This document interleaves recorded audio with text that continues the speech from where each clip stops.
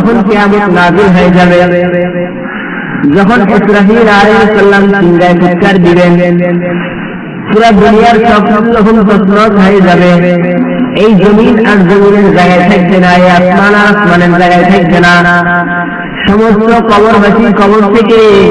ওই সিংহার আওয়াজের সাথে সাথে পশ্চিম দিকে দৌড়াতে থাকবে, সমস্ত জীব জন্তুগুলো ওই পশ্চিম দিকে দৌড়াতে থাকবে। যখন ইসরাফিল আলাইহিস সালাম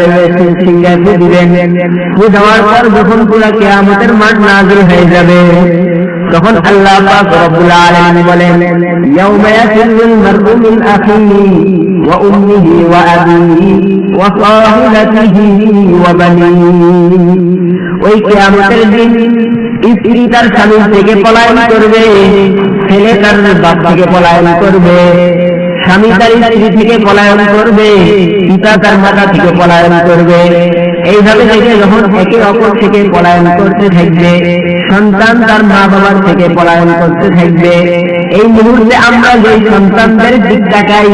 যেই সন্তানের চেহারা নষ্ট হয়ে যায় বলি আমরা আজকে রোজা রাখতে দিচ্ছি না, ওই দিন ওই কঠিন কিয়ামতের দিন যখন এই সন্তানকে আল্লাহ পাক রব্বুল আলামিন জিজ্ঞাসা করবেন, তোমার 10 বছর হওয়ার পরেও কেন তুমি রোজা রাখো নাই, তুমি আমারে জবাব দাও। তখন ওই সন্তান বলবে, আল্লাহ আমি তো রোজা রাখতাম,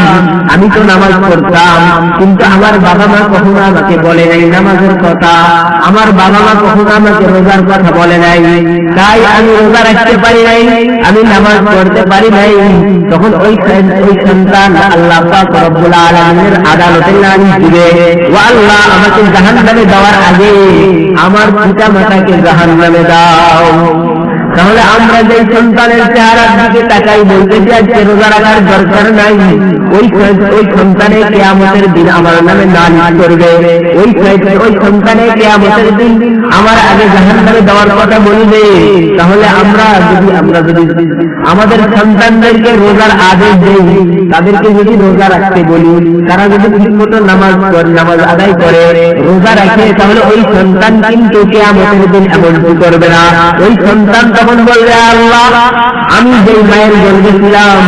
আমার ওই মায়ের জান্নাতে না দেওয়া পর্যন্ত আমি কখনো জান্নাতে যাব না।